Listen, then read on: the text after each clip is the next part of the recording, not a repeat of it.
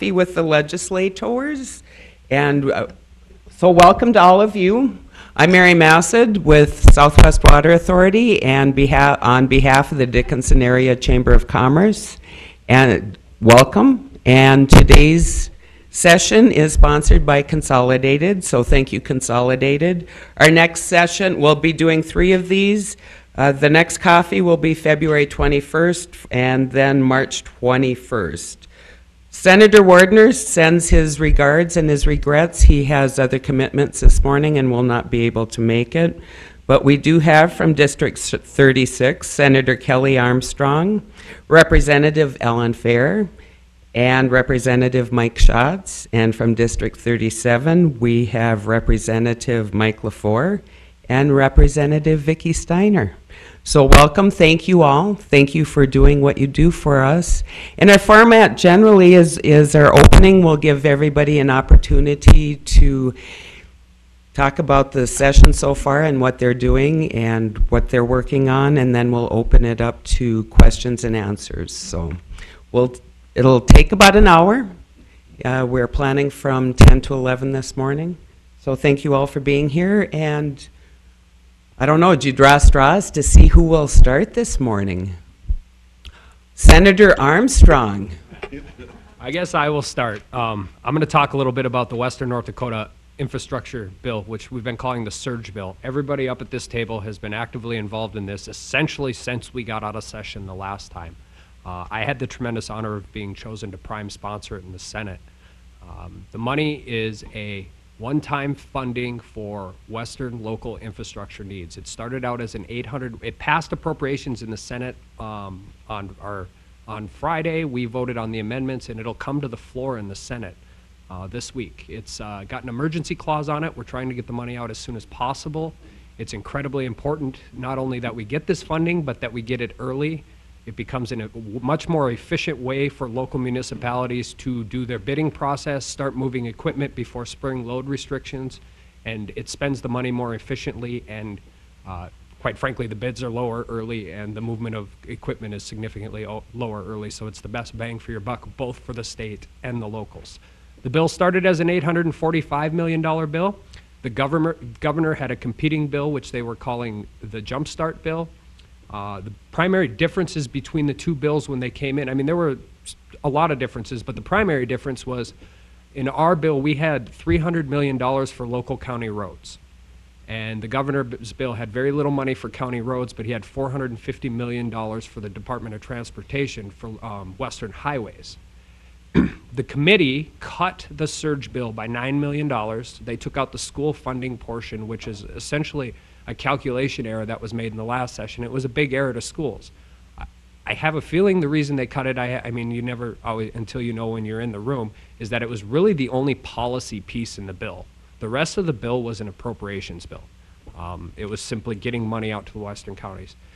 And then they cut, the governor's proposal had $450 million for DOT, and they cut that to $300 and added it into the surge bill. So the original proposal was $450 million for Western North Dakota DOT. They cut that to $300, and then they added it into Senate Bill 2103, and the final tally will be 1.1 something billion as it came out of the Senate appropriations. Now the add-on I think is important to discuss, and the reason it's important to discuss is because it's only really with the DOT money, you're talking about when it comes out and where it comes from. I mean, regardless of if this money stays in the bill till the end of the session or not, the DOT is going to have a significant budget in Western North Dakota. And by putting this $300 million in the surge bill, what you end up actually doing is freeing up $300 million in the general budget later, because the DOT, that won't go into the DOT's final budget. So it's real, with regards to the DOT money, it's really a shift of where the money goes as opposed to a new funding source. We were very happy. We had tremendous support from the western counties. I think we have tremendous support from legislators and senators all across the state. We had non-oil county commissioners testify at the hearing, understanding the needs and the resource drain out here. And the point to the bill is after 6 years of this, or 2006, so after 8 years of this oil boom, these local municipalities, especially in these smaller rural counties, McKenzie County, Montreal County, cannot tax their way out of this situation locally. I mean, their budget increases are 800% of what they were 6 years ago. And the population growth, while extensive, isn't anywhere near that same. So the bill will come to the floor sometime in the Senate this week, and we'll shift it over to the House and get to work over there.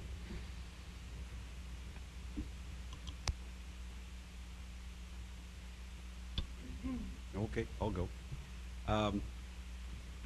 Well, as a new kid on the block, I can tell you that this serving in the legislature for 3 weeks has been quite enjoyable, and obviously it is a big challenge. And I am blessed to have the people that are sitting at this table, and Senator Wardner and many others that are extremely helpful mentors to me. They actually they give each freshman a mentor, and mine is Don Vigasa, and he's the assistant majority leader. He comes to talk to me every day, and I'm very appreciative of that. In addition to that, Vicki sits behind me, Alan sits behind me, and Mike is pretty close by too, so they're a tremendous resource for me. We're all assigned to 2 committees. I was assigned to the Industry, Business, and Labor Committee, and that committee meets on Mondays, Tuesdays, and Wednesdays, and my B committee is Energy and Natural Resources, which meets Thursdays and Fridays. And the IBL committee is something that I'm very comfortable with, having been in business for over 30 years. The Energy and Natural Resources committee is going to be, I think, tremendous, especially since the issues that we face in the West. There's a lot of interesting bills, and Game and Fish gives us a report on what they're doing, as well as other entities. So it's a great learning experience for me. I handed out the House Majority Report, and I'll just kind of go over. Okay. I handed out the House Majority Report, and that comes from the assistant to the majority leader, a couple of staff assistants. And he states that we had 474 bills submitted. That's on the House side. The Senate still has until Monday to file all of theirs. So sometime Tuesday we'll have an official bill count of how many we're dealing with in the legislature. I will tell you that from the numbers that I'm hearing, we're going to be up just slightly from last time. In our caucus, the Majority Leader Carlson has a couple of times now said, you know, we're not in a doom and gloom situation, but we have to be careful. And so he's meeting with members of the House Appropriations Committee. They're meeting with the Senate. They're waiting for another forecast to come out in about a week. I can tell you that I believe that the discussion between leadership has been very good to this point. We've had a couple of interesting bills come through the House. The civics test was one, and we passed it in the House, and it is a requirement that I think starts in 2016. If you're going to graduate from high school, you have to take a civics test in order to get your high school diploma. And that Arizona is going to be the first state to adopt it, and we sent it over to the Senate, and I'm assuming that they will adopt it as well, and then it goes to the governor and for his signature. We did have a bill in energy and natural resources in regard to where you can carry firearms, and there's a great deal of discussion with that. That was a very long hearing, and so I think we're going to continue to do some more work on that, and some things are going to be amended out of that bill. And in industry, business, and labor, we had 3 bills dealing with gender equality in pay. And the first one was where if you want to do $500,000 or more per year of business with the state of North Dakota, you have to fill out an employer pay certificate stating that you are in compliance with all gender equity in pay. And the Office of Management and Budget and the Labor Commissioner both came in and said this isn't necessary. Because at the present time, when you have when you're working for the state, whether it's that amount or less, you have to sign a form that states that I am in compliance with all federal and state laws. So the committee was swayed very much by that opinion, and also the fact that the Labor Commissioner said it would be very hard to enforce. So we felt this would be putting regulation on top of regulation, and so it was defeated in the House, I think on Thursday. We also had discussions on relating to workers' compensation coverage for firefighters, police officers, and so forth that suffer from post-traumatic stress disorder, and unfortunately sometimes to help legislators understand it, they have to get pretty graphic with it, and so we're studying that issue even more. So I'll tell you this: the first 3 weeks for me have been enjoyable. I always wondered what it would be like to sit on this side of the chair. What's it really like for legislators? And I'll tell you, in 3 weeks for me, and these people know more than I do, but it's in an information overload that they will tell you, don't worry about it. You're not going to hold in everything that you're given, but you've got to trust the committees that have heard the bill. Then you listen to it on the floor, and then you make your decision. And so I've actually carried a couple of bills on the House floor, and I can tell you I really am enjoying the experience. And I want to say, if any of you have any questions of me at any time, or I know the rest up here at the table feel the same way, we're very open and accessible citizen legislature. So thank you for this opportunity today, and I know I'll be around for questions at the end. Thank you, Mike. Good morning. My name is Vicki Steiner, District 37 Dickinson, a House member, and I'm so glad to be back in Dickinson after spending quite a bit of time in Bismarck. I want to let you know that your team thinks about some of those ideals that we talk about during the campaign, but you always think about limiting government and holding back taxes as best we can so that you can keep some money in your pocket by the time we get all done. The House, as Mike said, has 474 submitted bills. The Senate's got 467 as of Friday, so there's a total of 941 bills. Not all of those will come through. Some of them will be killed on either side. So we've voted already on 81 bills in the House, 6 resolutions. Most of those are clarifications and housekeeping bills. We have my A committee is Finance and Tax this year. It's chaired by Representative Craig Hedlund, meets Monday through Wednesday. Our committee has 50 tax bills, mostly requests from different tax-paying groups to get an exemption from a sales or use tax. We have 2 homestead tax bills that we've heard so far. One of them is 1325. This one captures a wider net of retired people and than existing law that we have today. It's not just low income. It's there's a slight tax break for every year beyond 65. And you get more of a tax break as it moves up, and there's a level for a value on a home, true and full value, I believe it is, on a home. So you might check out 1325. There's no fiscal note yet on it, but the fiscal note will be substantial, so we'll be taking a look at that in committee.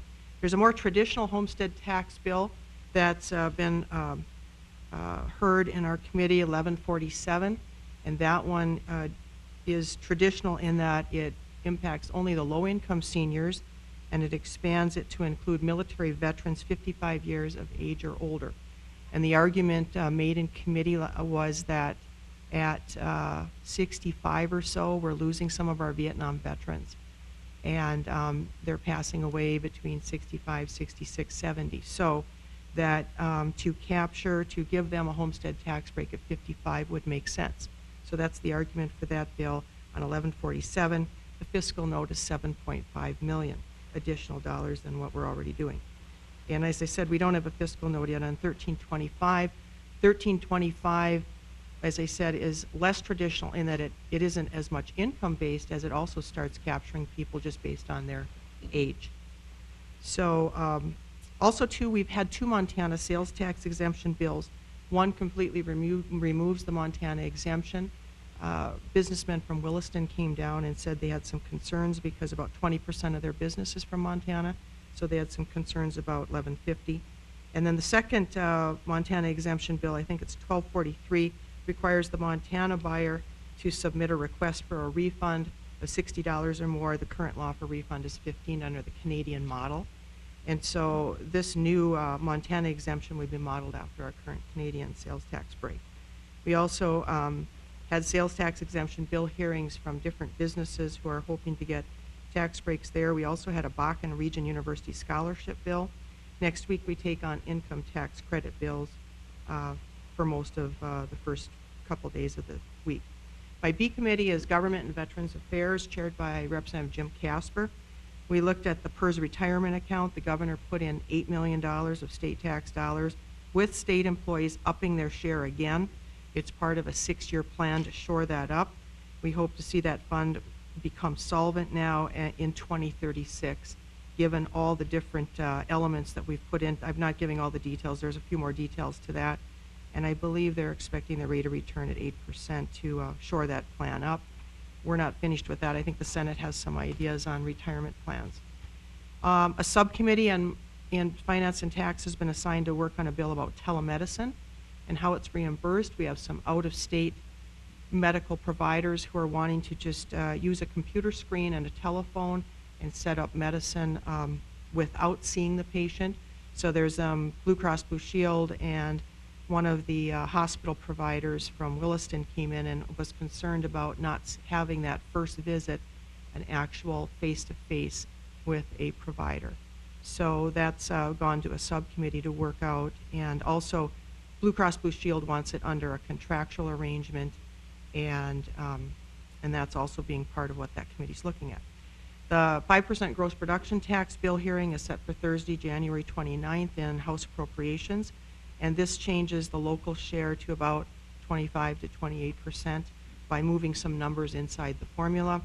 The governor supported that change. If you heard his State of the State address in the first week of the session, he supports moving the numbers there. Of course, with the oil price down, it isn't going to return as many dollars as what the Western Caucus had looked at it in the fall, and we'd put some numbers out there. So that's changed since then, but it still is going to move us to where we think we need to be for maintenance for our local governments.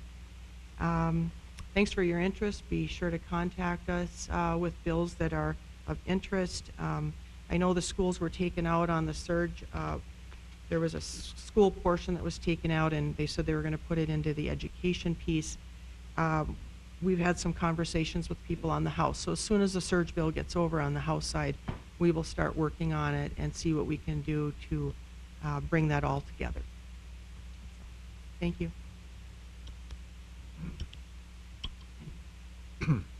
Morning, Mike Schatz from New England, representative of District 36. And I want to echo a few of the things that my colleagues had just brought up, especially the surge that Kelly was talking about, how important this is for the western counties and for the oil counties. You know, we've gotten behind.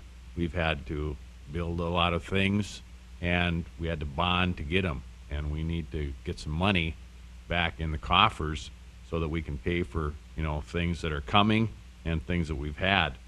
A couple of things that I guess I'm very happy with, and I'm happy that Rich Wagner is our majority leader in the Senate. That really is one of the biggest things, I think, for Dickinson, because leadership is a very powerful role, and it guides and things. And Rich is the first, I just want to bring this up, is the first leader that's been west of the river in the House or Senate. So, and for him to get reelected is, you know, it shows that he's doing a great job. And you know, this is his second term as leader, and so he's that much wiser, and it's going to be very good for Dickinson, I feel, and for the western oil-producing counties. In the House side, what our surge, with the surge, and we've had a lot of people have had a lot of speculation as to that's where the problem's going to be. But I think that Representative Carlson and Senator Wagner have gotten together, and they have talked, and they've sat down, and they've got some numbers that match each other. Now, this is always the trick in the legislature when you want get something through quickly. You need to be on the same page as the guys in the other chamber. And I feel that they're there. In our caucus, Representative Carlson has said we're going to move through it. They're not going to try to delay it. And as I said, this is very important. Kelly brought it up, just the fact that you're going to have the thaw that will come, and you'll put load restrictions on roads. We have to get the money and get everything and the projects in line right away so that doesn't happen. And so hopefully, like I say, in the House side, we're going to work this as hard as we possibly can to make sure that we get the surge passed.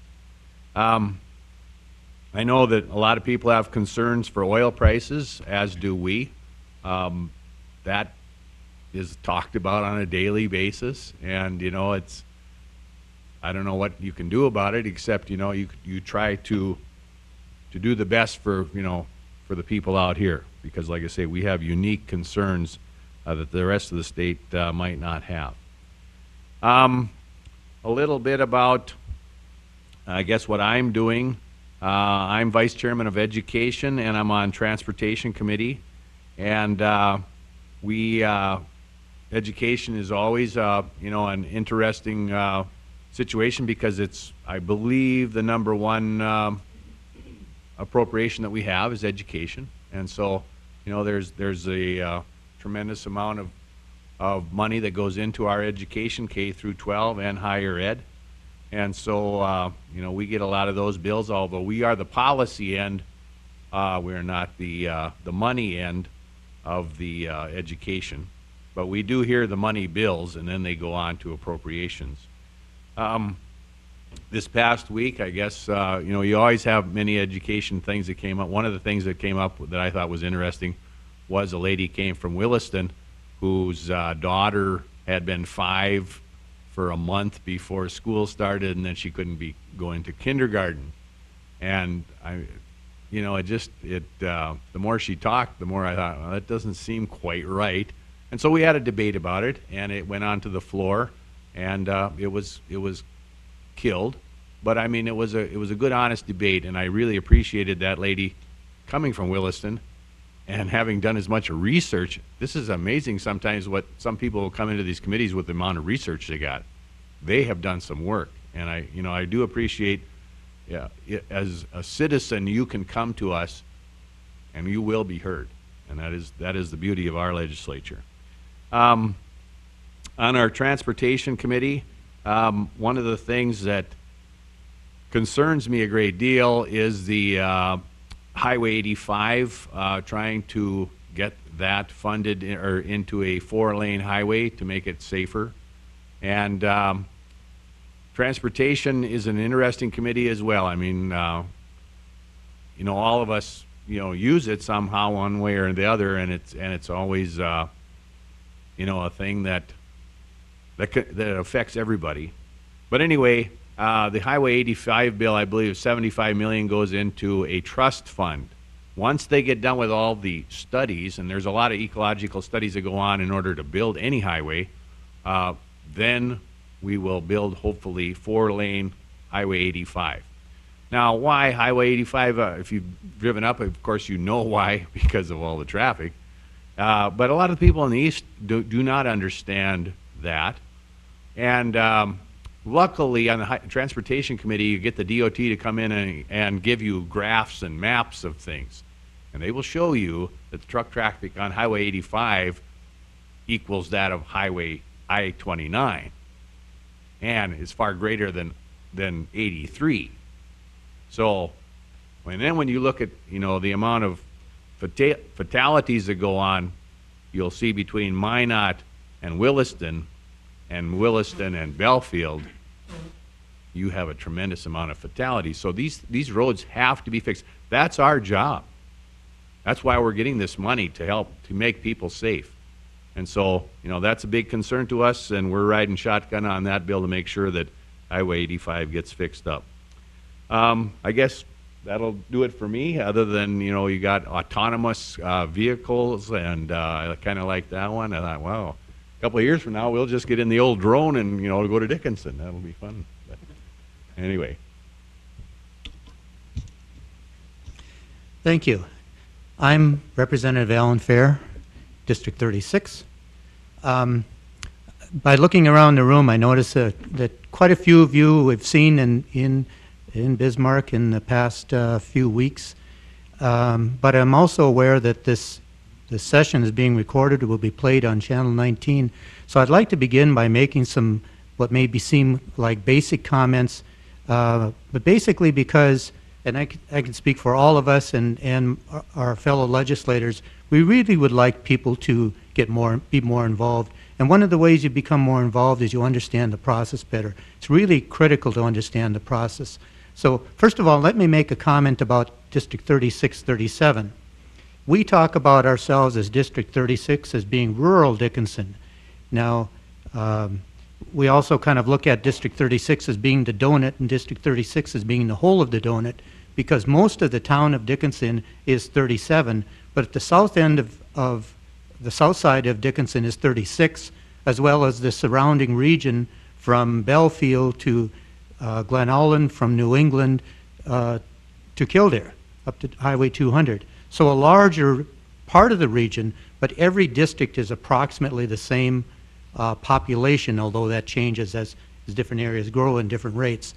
But that's how it's set up, that it's to be kind of equal in population. But we are, the three of us are District 36, but we work very closely with our colleagues, and actually, like in the House, we sit together with our colleagues from District 37. Incidentally, if there are issues or concern, it really is a good idea to get to know your representatives and senator of your district, but you are welcome to communicate with any of the representatives or senators from the whole state. But certainly if they're from your region, they're going to have more of an interest. In fact, one of the things that as you may guess, we get tons of emails on various different things. We get forum emails, whatever. And I'm probably similar to my colleagues here in saying one of the first things I do when I get an email, besides looking at what's it about, is I scroll down to the bottom and see, where's it from? Is this from Dickinson? Is this from one of my constituents? Which for us could be Hebron, could be Belfield, wherever. But I'm interested in who is it coming from. Because if it's from some out-of-state entity or some other organization, unless there's something in that email that's useful to me to learn about, I'm probably just going to delete that email. But I'm really interested in what my constituents have to say. And my guess is my colleagues will say the same thing. A couple other comments about the process. We talk about bills, and as you know, there's House and Senate. If you've not been involved in the process, come to Bismarck and sat in on committee hearings. By the way, how many of you have sat in on committee hearings? Okay. Looks like about 2/3. Well, I would encourage you to do that. And one of the things that gets said is the real meat of work happens in committee. That's when the details get fleshed out on things. That's when you really hear the debate. On a lot of bills, when they come to the floor, whether it's the floor of the House or the Senate, unless there's some debate brought up there, the committee made whatever recommendation, and of course, we know the committee's vote when it comes to the floor. If there's 13 people in the committee and it's a 13-0 do pass recommendation, unless something comes up that really changes things, it's probably just going to get a quick approval on the chamber floor. The real meat of what happens, the real discussion and the down and dirty happens in committee. So I would encourage you, and you can come and sit in on any committee hearing at any time. They're open to the public. You don't need an invitation. You can just walk in and sit down and listen. And testify if you care to. Now there is protocols for testifying. You don't have to follow the protocol. It is preferred if you know the protocol and do, but it's not required. Anybody is welcome to come and testify. Comments, you may have noticed that different of us have said, oh, I'm on such and such committee, and actually we're all on different committees. We don't have a duplication here. Of course I'm in the House, so I'm on the House Human Services and the House Agriculture Committee. And the way it works is when bills get submitted, if there's a representative submits a bill, that bill is going to start in the House. If a senator submits a bill, it's going to start in the Senate. If there's if it comes from one of the government organizations, the state organizations, it could be assigned to either. But every bill is going to start on either the House or the Senate. It's going to be assigned to a committee. If there's money on it, it's going to go to the Appropriations Committee. In addition, it's going to have a hearing. Every bill in the North Dakota legislature is going to have at least 2 votes. It's going to have a vote in committee, either a vote to pass or a vote to do not pass, and then it's going to have a vote on the floor of the chamber. So, for example, when Mike mentioned that we just voted on a bill the other day and it got voted down in chamber, that bill is now dead. Wording of the bill could end up being put in another bill, or there could be another bill that may be similar, but that specific bill is dead, although there's other ways of bringing it back technically. When a bill is passed on one chamber, it will then have to go to the other chamber, and the process starts all over. Gets assigned to a committee, the same hearing, the same people probably, the same discussion on that committee, and then the chamber vote. And if the 2 chambers put together different versions of the bill, now it's got another committee to go to. It's got to go to a conference committee, and they've got to hash out the differences. And if it ends up being different than what the 2 chambers had, either chamber had approved before, now both chambers have to approve that, what comes out of the conference committee. So some bills may have multiple votes on it, but they're at least always going to have 2, one in the committee and one in the chamber. There are many ways in which people can get more involved, and we really would encourage that. For example, a number of you have indicated, in fact, most of you sitting here have indicated you've come to committee hearings. You are also welcome to come to chamber sessions. If you just want to sit in, you can sit up in the balcony and observe the whole thing. You can come and we would welcome people from our district to come and sit with us. For example, yesterday my nephew came and sat with me through the House hearing. He's a senior in high school. He was with his class. His classmates sat in the balcony, but he came down and sat with me. And so he saw the bill as I was reading it and heard the discussion from my viewpoint and thought it was really exciting. And I would invite everybody to consider taking advantage of that. We really can. Each one of us can take one guest, but we've kind of made it a policy that if we have multiple guests, we will each take a guest and try to accommodate as many people as may be interested. Come and sit with us and see what we're doing. There's another way that people can get involved. In fact, some people I know do this. Everything that happens in the chamber of the House or the Senate is recorded. You can go online and you can watch it almost live. There's like a 10-second delay or something like that. But you could go online right now. In fact, you can go online if you're interested in any specific bill. You can see the wording of the bill. As the bills go through amendments and they're revised, you can see the revisions to the bills. Besides watching the video, you can find out what the committees are, because there's listings of committees. There's listings of who are the senators or the representatives in each committee. There's the contact information for each one of the legislators. There's a short bio on each legislator. So there's lots of information out there if you have an interest and spend a little time. And most of us are available both by email and phone. Now, most of us have a preference. So, for example, my preference is to get emails. If I get an email and I can read it, it helps me. I digest it a little easier.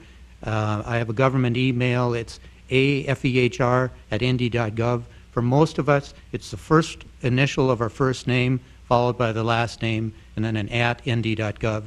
There may be some variants if there's more than one D. Anderson, for example.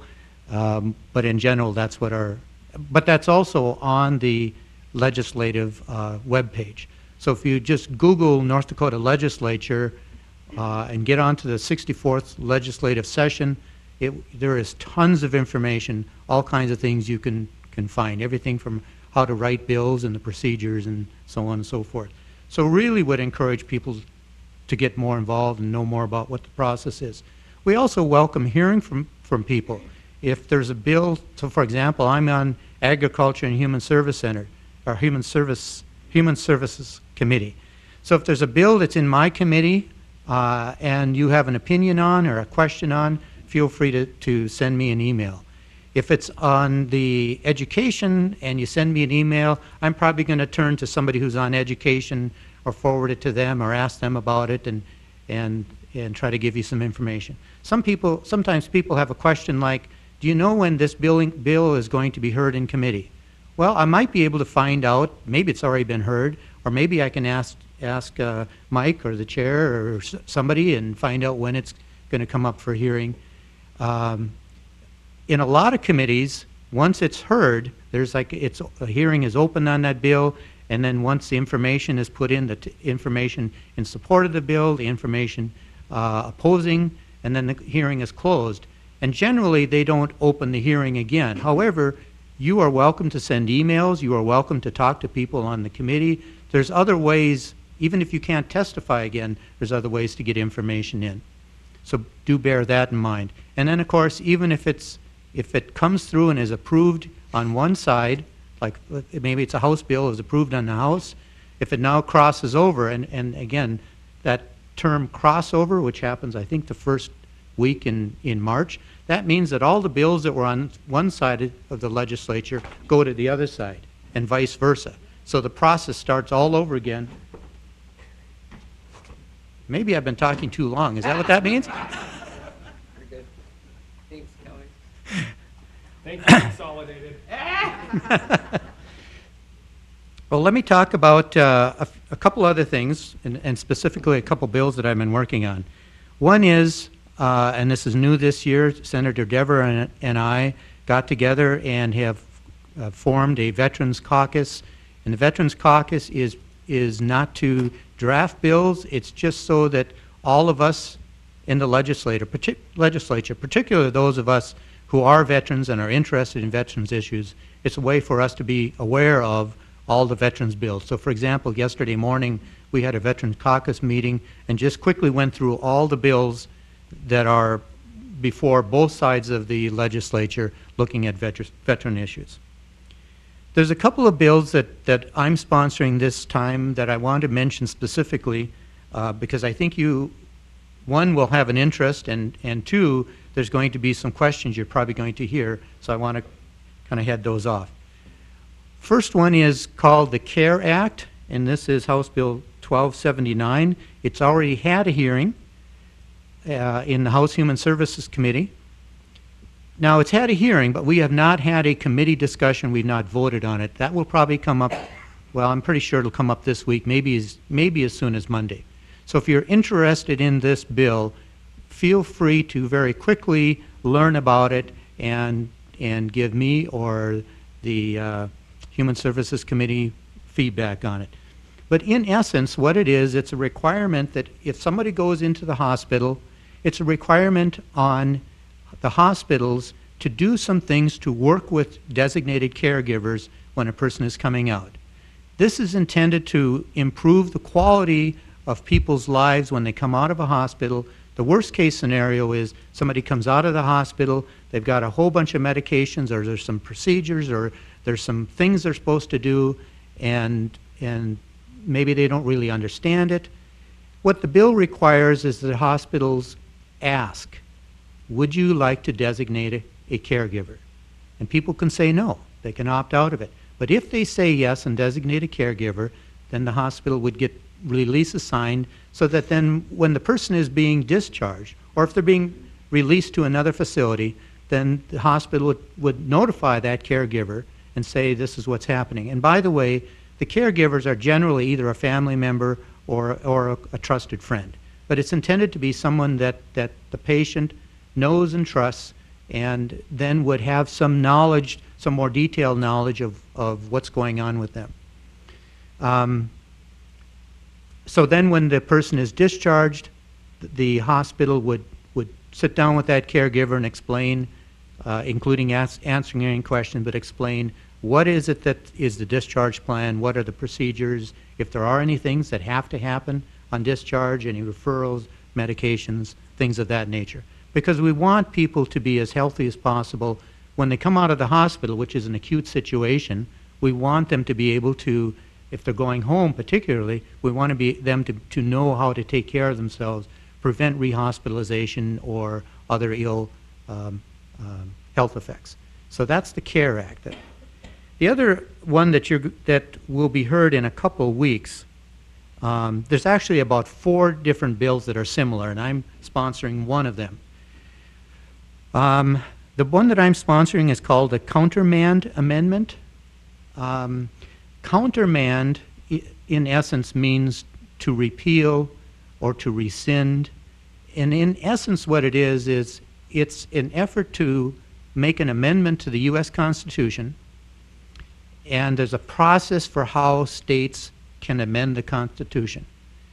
Incidentally, when the Constitution was ratified, it was ratified by the states. The states collectively approved it and said, this is what we're going to do as our government. So, and as you know, there have been many amendments to the Constitution. The first 10 are called the Bill of Rights, and there have been many others. Some amendments that came forward were not approved and are just kind of hanging out there.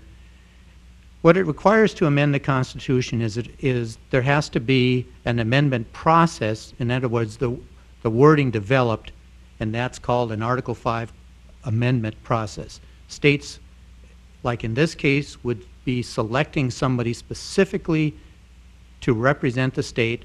It's a single amendment process, meaning they can't try to do other amendments. They're just to do an amendment, come together with other states on the language specifically to a countermand amendment.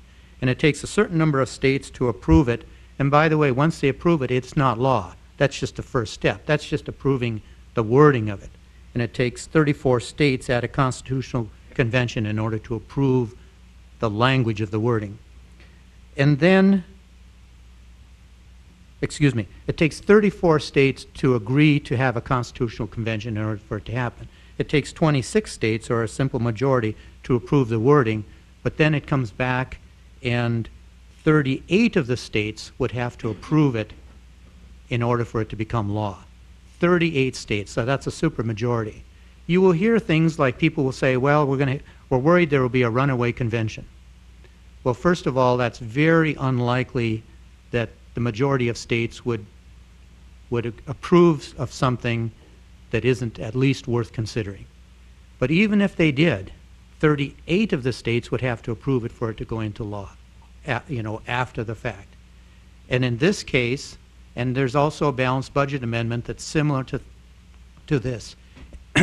As a single issue convention, they're not allowed under this convention to discuss other things. They're only being called to create language for one amendment to be considered.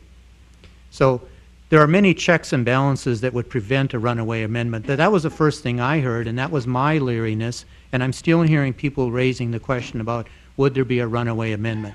But there's actually 4 separate bills. One's for a balanced budget, one's for a countermand amendment. Well, there's actually 2 for a balanced budget. One that involves a constitutional convention, one that doesn't. These are all going to be heard on February 5th, so that's going to be a supercharged constitutional day. So if you have an interest in this, I would encourage you to come and sit in on that and hear the testimony. Talk to myself or other legislators who are promoting bills on this, learn more about it. There's web pages, there's a lot of information out there. It's one of the things that most of us are a little leery of until we dug a little deeper and learned more about it. But I wanted to mention that because that's something you will hear about. And with that. Oh, very good. Thank you all very much. You're busy. We appreciate that.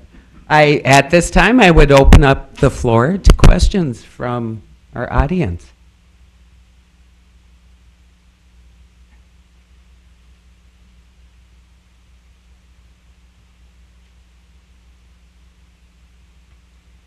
I want to thank you all for all that you do. I'm Chris Fair. I'm on the Dickinson School Board, and I just had a couple of comments on House Bill 1251, which relates to school district contract renewals and negotiations, and I know Mike's the vice chair of that. I'm supportive of that, and I'm not here representing our entire school board, because of course we haven't had a vote or anything. But my personal opinion, I'm a negotiator for the school district. I just want to let you know, we settled our current school year's contract after the school year started. So in effect, our teachers were not under contract, so they could leave at any time during the school year. Thank goodness for those that did leave, they gave us notice. So they said, we'd like to leave at Christmas time, and we were able to replace them. And our superintendent's here if you have specific questions on that. But the bill calls, for some timelines in there, and maybe Mike will comment. But also there's something on retroactive pay.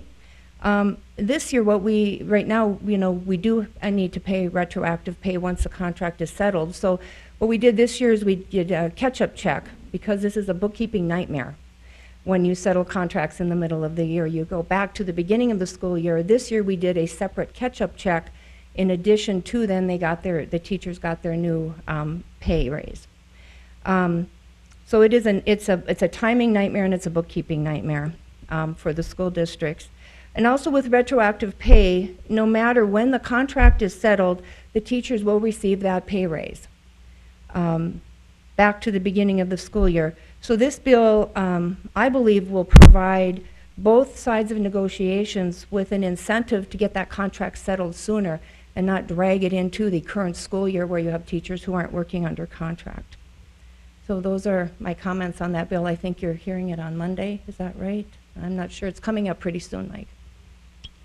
Well, thank you, Chris. Thank you. I really am not sure, but I'm glad to hear your concerns, and it's definitely going to get plenty of scrutiny. I'm sure of that.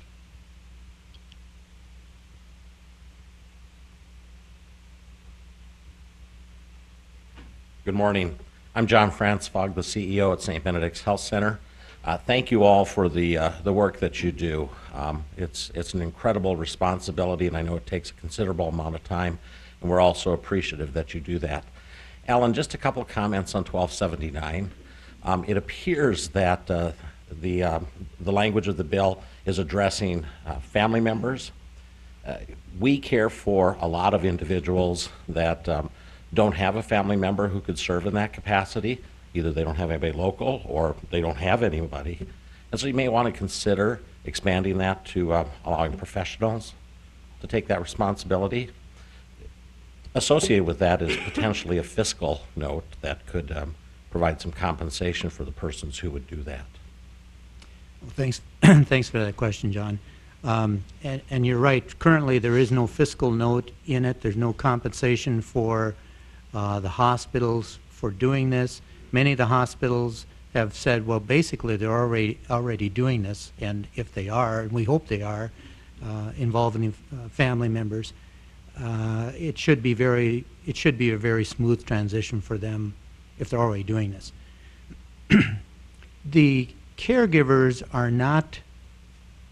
I don't know that there's anything in this bill that even though caregivers are assumed to be family or friends, are assumed to be people who are not professionals, I don't know that there's anything. I'll have to look at the bill and see if there's anything that would strictly prohibit that, or if the language is exclusive of someone who's a family or friend. But the intent of the bill is for somebody outside of just the professionals to have a vehicle through which they would be asked to be part of, because so often people may not speak up, or their family members might have an interest, but sometimes it's a little too late to really know what's going on. So for example, one of the things we heard in testimony is somebody who came in after their loved one was already discharged, and they spent like 4 to 6 hours going through bags and cabinets of medications, most of which were outdated and should have been destroyed a long time ago, but just kind of reviewing, and then they had to call the hospital, they had to talk to the care staff and try to sort out what really was going on. Now, if they would have been designated as caregiver, then they would have been notified, your loved one's being discharged, so we will be discharging them on such and such date, and we'll be going through the procedure with them. Now, you represent a home, not a hospital.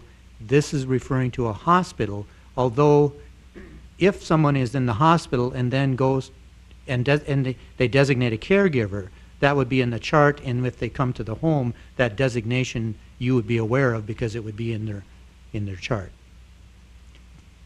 Did I answer your question? It largely did.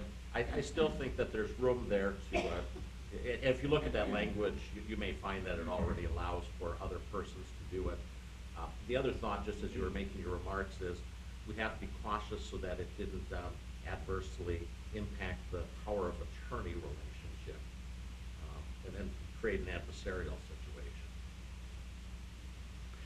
Thank you. I'll take a look at that. And on the power of attorney relationship, if you would send me an email with a little more information. I'll do that. Yeah. Happy to. Thank you. Thanks.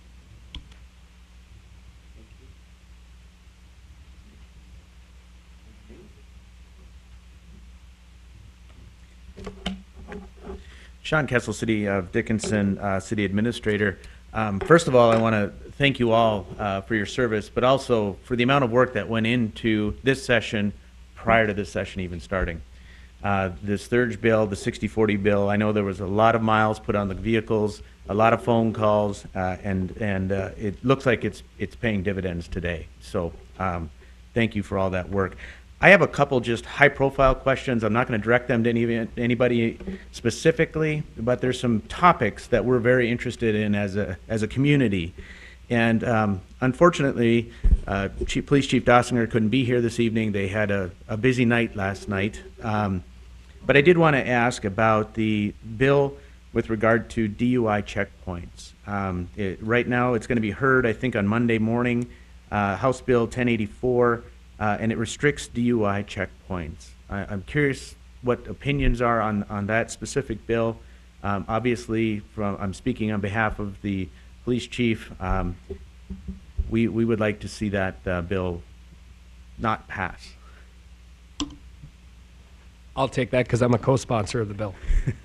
As a preface to that, I should say we passed the DUI reform bill last session, and then the last 2 years, traffic fatalities in North Dakota are down by 38%.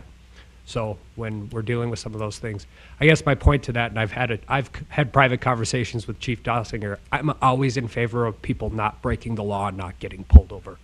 And I understand their concerns. I personally believe there's much more efficient ways to do things, and I really value Fourth Amendment privacy issues, and so that's Chief Dossinger and I agree to disagree on that particular issue. The other high-profile project, because you do have a couple bills coming up this week, is HIF housing.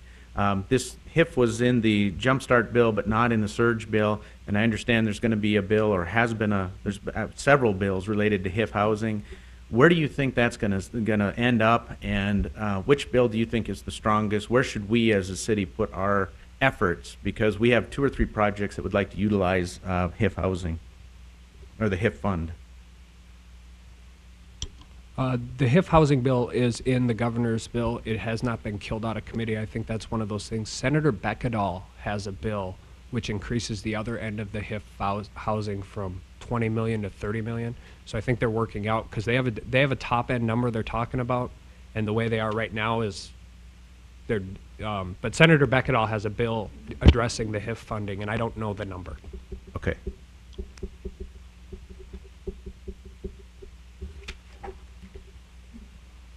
Oh, yes, Vicki. I understand we're going to have some budget numbers on Wednesday this coming week, and so I think the big overall picture will become released on Wednesday, which may impact all the other bills and the funding bills. I did sign on with a stronger HIF funding bill, but I think it depends on how what their projection is on oil price and ending fund balance and all that. All those will come together as we move forward. So I definitely support some additional HIF funding. I know it's important, so I did sign on a bill that was a little bit higher than the governor's budget, but we'll see what shakes out.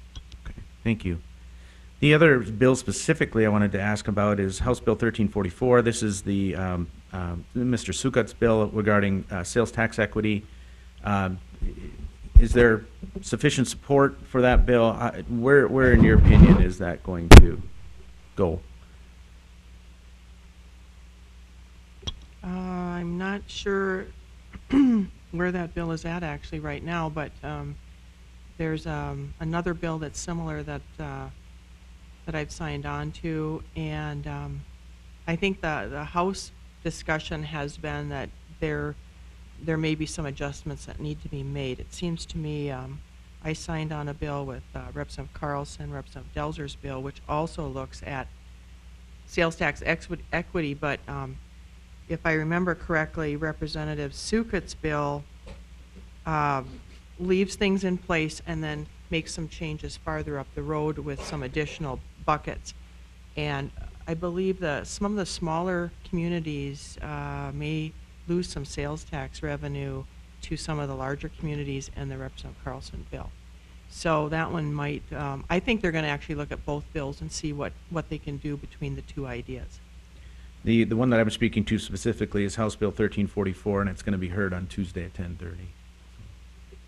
Sean, do you have a Wi-Fi password so we can't get on our? I just asked our IT director about 20 minutes ago. I texted him. I haven't got a text back, but We're not I'll alone. happily share it once I get Sure. that. Thank you. The other big picture item is the infrastructure revolving loan fund. This was brought forth by Ms. Ahmet. It was heard in committee. There's a House Bill 1443 as a second bill that would create another infrastructure revolving loan fund. It's 300 from SIF and 100 million from revenue from the Bank of North Dakota. We are obviously in support as a city of infrastructure revolving loan funds. We have taken advantage of the existing RLF programs. It's funded all of our sewer improvements. We find them to be very flexible, a very nice interest rate, and it avoids us going to the private market. In the private market, they are way more restrictive. We have to we expend additional funds because we have to rate those bonds. In the RLF side, we use the bond rating of the state instead. That's a $30,000 savings just right there. So I just wanted to express our support for these types of measures. I know there's several of them. I don't know which one's going to pass, but we're going to continue to provide testimony in support of this of a new infrastructure revolving loan fund. Sean, the last one you're talking about was House Bill 1443. Let me get it. It's on Friday, I believe, is when it's going to be heard. It is, it's 1443. That's correct. Okay. One thing I wanted to mention too is that legislators have a software program called Laws, so that if a constituent calls in about something, vote yes, vote no, or something like that, we can actually put that measure view on, and so once that bill comes up, it'll say this is what Sean Kessel said and so forth. So I'll do those type of things so we can track it. Okay. Thank you. That concludes my question.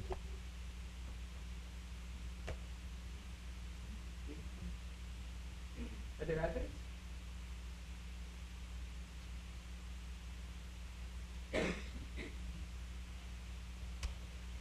My name is Leon Malberg, live here in Dickinson, North Dakota. My question, I believe, is to Mr. Armstrong, because it is my understanding there will be hearings, or at least confirmation, for potential members of the Board of Higher Education this coming week. Needless to say, over the last decade, it has been relatively embarrassing for general citizens to see what has been going on at the Board of Higher Education and with respect to the overall system. You know, from telling a president to sell his airplane and he doesn't do it, to the total animosity about losing a nickname.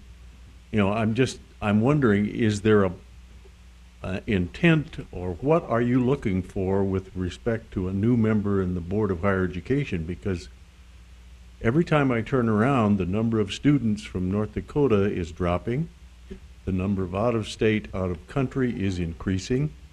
If you plot the increases in higher education geometrically, they're through the roof, and they look like they're going to continue. I'm just saying, I don't know that we can sustain the status quo, and I think it starts with the Board of Higher Education because the people of North Dakota said, no, we're not willing to look at what the legislature came up with last session. I guess I'm wondering what the intent of the interview is, I believe, on Wednesday. Are you a member of that interviewing committee, or are you just an observer?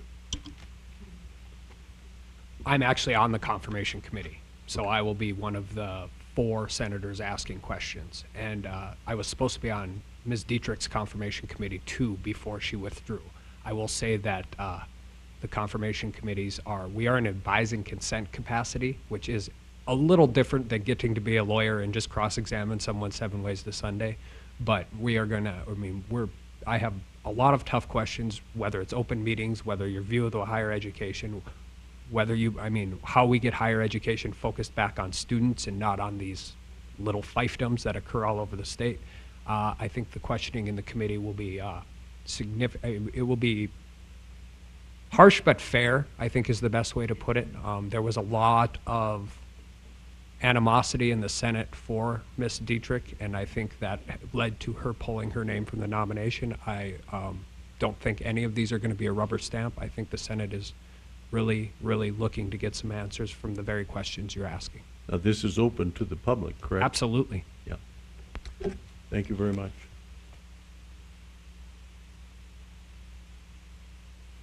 Anyone else this morning?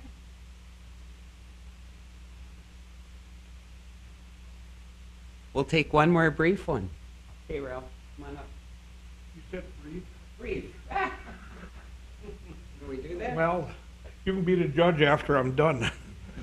Anyway, first of all, I got to read my writing. One thing about the hearings, being at a committee hearing in Bismarck, which I'm sure you just inadvertently didn't explain, but everybody there is a participant, whether you testify or not, because what they'll do is they pass around a tablet, and you can sign your name, and you can vote yes or no, whether or not you approve of the bill that's being discussed. So everybody that's there is a participant. That's the nice part of it. Now you're talking about Ellen was talking about the Constitutional Convention. One thing, North Dakota is very unique in that process. Other states have to make application through their legislature. North Dakota doesn't have to. North Dakota can, by the initiative process, establish themselves as the legislature. I studied this some years ago, that the people in North Dakota, by initiative process, can establish themselves as the legislature for making application by obtaining a certain number of signatures. If those certain number of signatures are met, are gotten, then I understand that that's forwarded on to the U.S. Secretary of State, and then the application then for the state of North Dakota has been made, and the people then dissolve again as a legislature. At least that's the way I learned it, and I understood that North Dakota is the only state that was able to do that.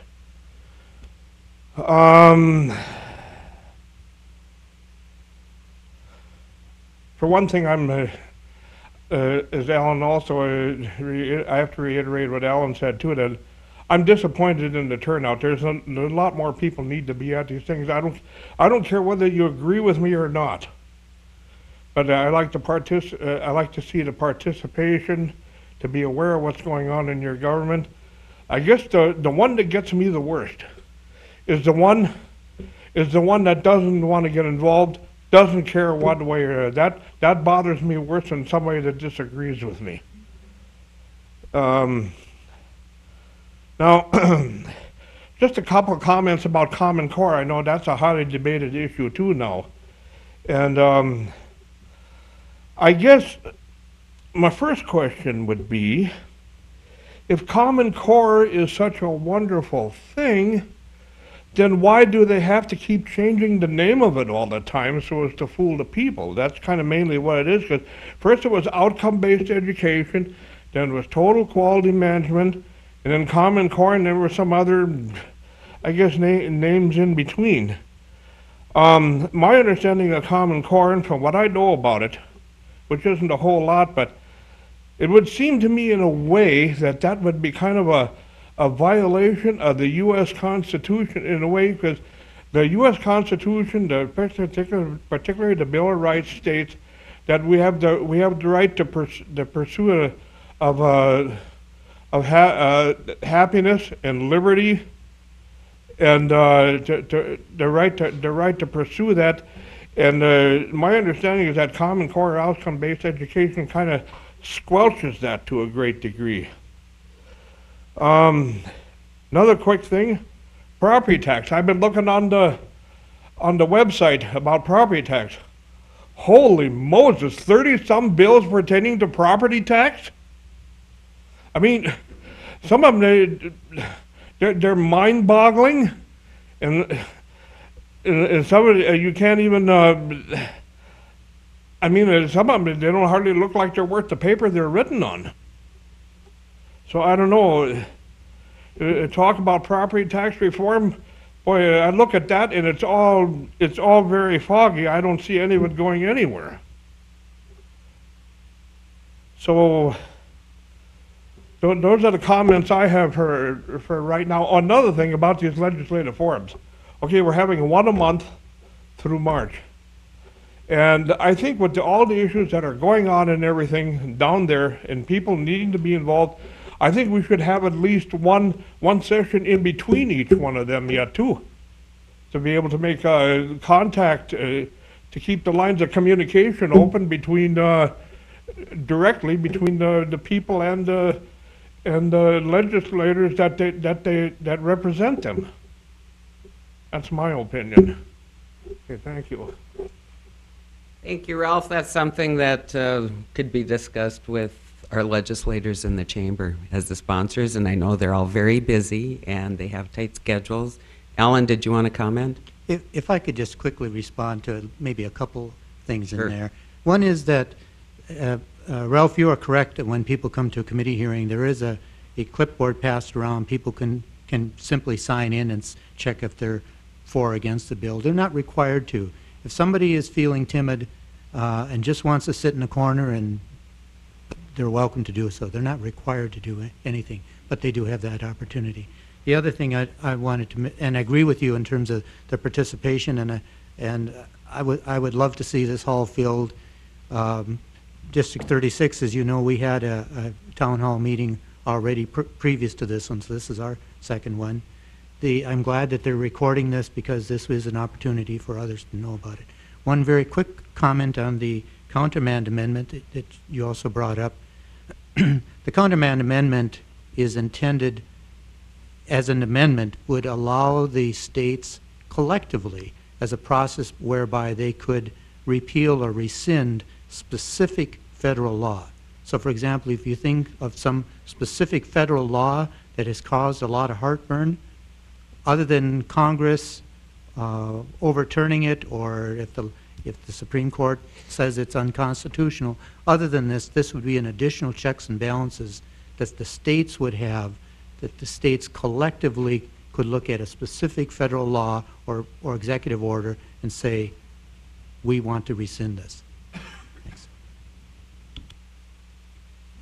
Any other closing comments by our legislators here this morning?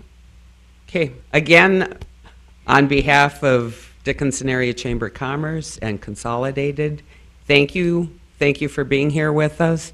Thank you to everyone in the audience. We appreciate it. We appreciate all your hard work you do for each and every one of us each and every day. And if they have the opportunity to stick around once we close, I'm sure they would be open to visit a little more. So with that, we'll close this morning's sessions. Remember, our next one is February 21st. And that one, I believe, will be sponsored by Southwest Water Authority. So we look forward to seeing you again soon, in a month. And in Bismarck. Thank you. Thank you all.